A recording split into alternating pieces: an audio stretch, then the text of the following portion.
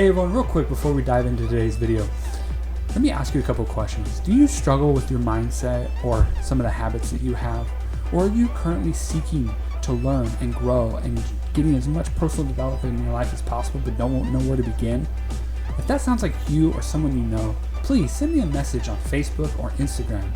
Or you can email me at chris.mccarthy@genesistorevelations.com. And I'd be more than happy to have a conversation with you to see where I can help you.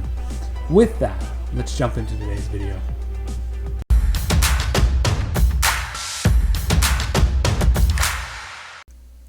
What is up, everyone? What is going on today? So today we're going to be talking about positive dissatisfaction. Now, I know a lot of you are going to say, positive dissatisfaction? Isn't dissatisfied meaning like a negative thing?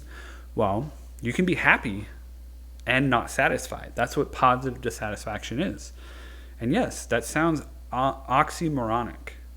But if you think about it, it actually has some validity to it. So myself, I have what most people call the American dream, where I have a kid, I have my own business, I have a wife, I have great friends, I have great health. I have many things that are attributed to the American dream. But I regularly am dissatisfied because I've learned through experience, when you become satisfied, you become complacent.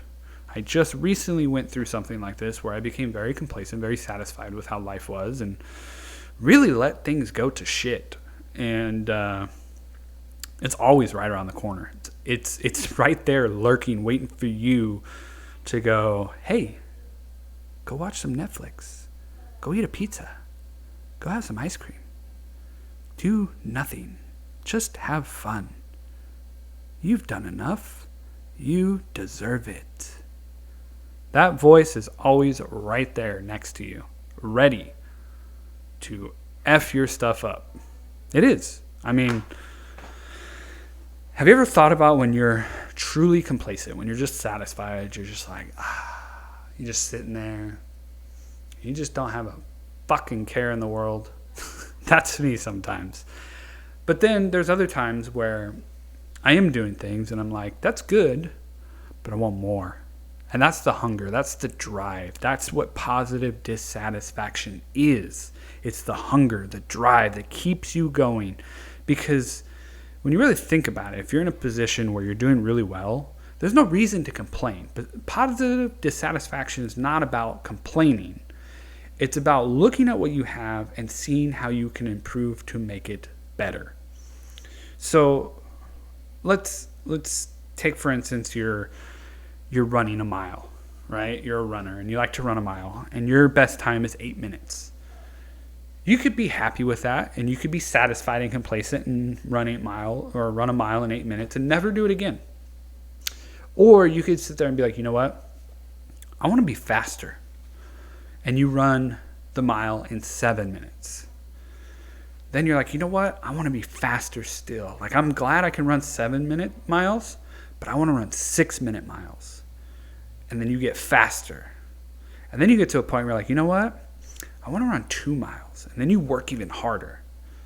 And you get faster and harder and longer and stronger. And we can get into the Daft Punk song and start dancing and singing harder and faster. No. Anyway, the point is positive dissatisfaction is a positive thing because it'll help you grow. Just like the makers of the automobile.